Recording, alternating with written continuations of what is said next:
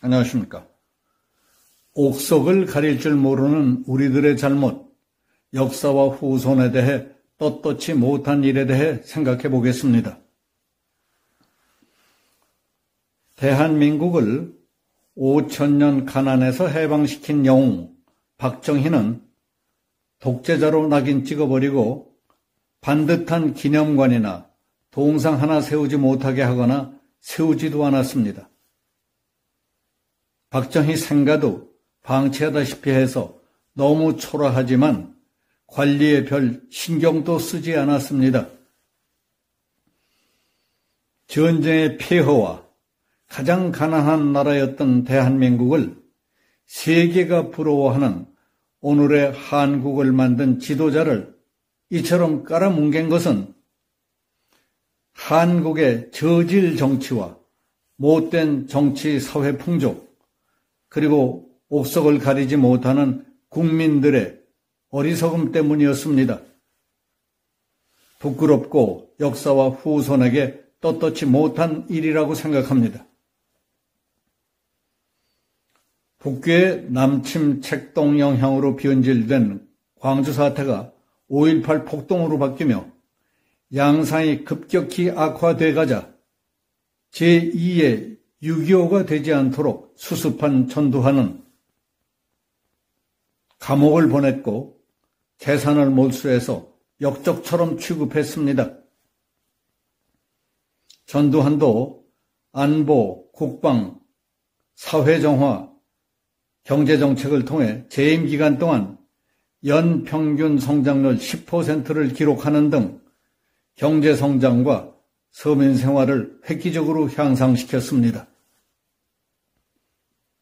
그러나 돌아간 뒤 6월마저 갈 곳이 없어 아직도 유가족들이 사는 집 장롱 속에 유고를 모시고 있답니다. 북방외교의 선구자 노태우도 감옥을 갔고 전 재산을 빼앗겼습니다. 그 역시 국립묘지에 못 갔습니다. 그는 분당, 일산 등 주택 200만 호 건설로 주택난을 해결했습니다. 그리고 88 서울올림픽을 성공적으로 치러 국격을 높였습니다. 4대강과 청계천 개발, 대중교통수단의 획기적인 선진화를 이룩한 이명박도 감옥 보내고 재산을 빼앗았습니다. 박근혜에게는 없는 죄를 만들어 씌워 탄핵 파면시켰습니다. 그리고 감옥살이도 모자라 사는 집까지 빼앗고 빈 털터리로 만들었습니다. 박근혜는 재임 중 통진당 해산, 이석기 검거, 개성공단 폐쇄, 대북송금 중단, 김정은 암살부대 창설, 잠수함 사령부 창설, 전시작전권 무기한 연기, 미사일 사거리 연장, 핵연료 재처리 승인, 사드 배치, 그리고 전교조 법외 노조 처리, 노령연금 시행, 공무원연금 개혁, 코레일 개혁 등 인기나 표를 의식하는 정치인이라면 누구도 하지 않을 문제들을 중점적으로 해결했습니다. 그런가 하면 북한에 4억 5천만 달러라는 거액을 갖다 바치고 김정일과의 정상회담을 성사시킨 김대중은 마치 그가 민주화의 화신인 것 같이 전국에 수십 개의 기념관과 동상을 세우고 좌익들이 참배하도록 만들어 놓았습니다. 재임 기간 동안 뇌물받은 혐의로 수사를 받던 노무현은 부엉이 바위에서 투신 사망했지만 자살인지 타살인지도 명확히 밝혀지지 않은 채 고향 봉화마을을 성지화해놓고 좌익들의 정치적 결집 무대로 이용하고 있습니다. 북한의 굴종 아부하고 중공에게는 사대주의로 사대하고 혈맹인 미국에는 반미하고 경제 망쳐놓고 탈원전하고 외교 엉망에 국가의 안보조차 뒤흔들어 놓음으로써 나라를 이 꼴로 망쳐버린 시대의 국가 반역 행위를 곳곳에 저질러 놓은 문재인은 비록 담장은 높이 쌓아 올리고 수십 명의 경호대가 불침번을 서고 있다 하더라도 요즘 마음 편할 리가 있겠습니까? 잠자리에 든다고 잠이 잘 오겠습니까?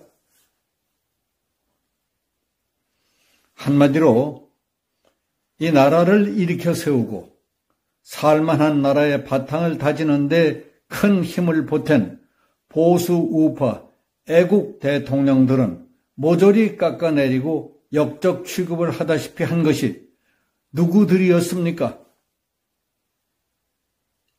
말로는 민주주의를 내세웠지만 하는 짓들은 자기들 중심의 독선, 독주, 패거리들끼리의 독점, 독식에만 몰두하던 좌파 운동권 출신의 정치꾼 몰입의 양아치들이 세력화되면서 본격화되지 않았습니까? 먼저 사람들이 노력해서 거둔 성과의 열매는 모두 자기들 것처럼 깔고 앉고 먼저 사람들의 잘못과 약점만 부각시키며 계속 헐뜯고 흠집내기에만 눈이 뒤집혀 그동안에 저지른 파괴적인 행태라고 볼 수 있습니다. 그래서 한다는 짓이 그들의 업적은 지워버리려고 애쓰면서 몹쓸 놈 만들기에 힘을 기울였던 겁니다. 나보다 나은 사람을 보고 배우려는 것이 아니라 그들을 시기, 질투, 저주하며 공격하거나 아예 없앴으면 하는 병적 열등의식이 느껴질 정도의 중증 환자들이 날치고 있었습니다. 거기서 끝난 것이 아닙니다. 반대를 위한 반대, 북쪽이 바라던 대로의 반대만을 일삼던 좌파들이 집권하자 민주화를 위해 큰 일이나 한 것처럼 서로 공다툼까지 벌이지 않습니까? 심지어 북한의 대남 적화 공작과 포섭 조직화 비법, 투쟁 방법, 선동선전 기법까지 동원되지 않습니까? 그렇지 않고서야 이럴 수가 없을 겁니다. 이런 상황에 대해 모두들 무관심하고 방치하다 보면 우리도 제2의 베트남이 되고 아프가니스탄이 되고 베네수엘라가 되는 것은 잠깐새의 일입니다. 입만 열면 민주화를 외치는 저들은 북한에 대해서는 민주화를 요구하거나 인권에 대해서는 입도 뻥끗하지 못합니다. 그랬다가는 저놈들이 그냥 놔두겠습니까? 꼼짝 못할 약점까지 잡혔을 텐데 잘못 걸렸다 하면 감당할 수 없는 잔혹한 처벌이 기다리고 있다는 사실을 알기 때문에 좌파들은 함부로 입을 열려야 열 수도 없을 겁니다. 저들에게 포섭을 당했거나 어쩌다 걸려들었는지는 모르지만은 발목을 붙잡힌 이상 꼼짝없이 지령대로 움직일 수밖에 없는 불쌍한 노예들이며 꼭두각시 드릴 뿐입니다. 요즘 속속 드러나고 있는 그들의 비리와 부패, 적폐를 보면 나라를 팔아 세금을 빼먹고 국고를 털어 국민 세뇌시키고 국민을 공짜병에 걸리게 만들고 있습니다. 우리는 저들에게 오염된 악마의 화신을 볼 때마다 끓어오르는 적개심과 분노를 참을 수 없습니다. 대선까지 출마했던 정당 대표라는 놈이 저질러 놓은 부정, 부패, 비리, 거짓말과 뻔뻔스럽고 당당한 척하는 가증스러운 모습을 보며 매일 부글부글 끓는다는 사람들이 많습니다. 저렇게 썩어 문드러지고 역겨운 냄새가 진동하는 인간 쓰레기들은 하루빨리 정상적인 사람과 격리시켜야 합니다. 썩은 것과 성한 것이 섞이면 삽시간에 몽땅 다 썩어버리게 됩니다. 옥석을 가려 뽑지 못한 우리가 또다시 잘못한다면 역사와 후대들에게 씻을 수 없는 죄를 짓는 것입니다. 여기서 마치겠습니다. 감사합니다.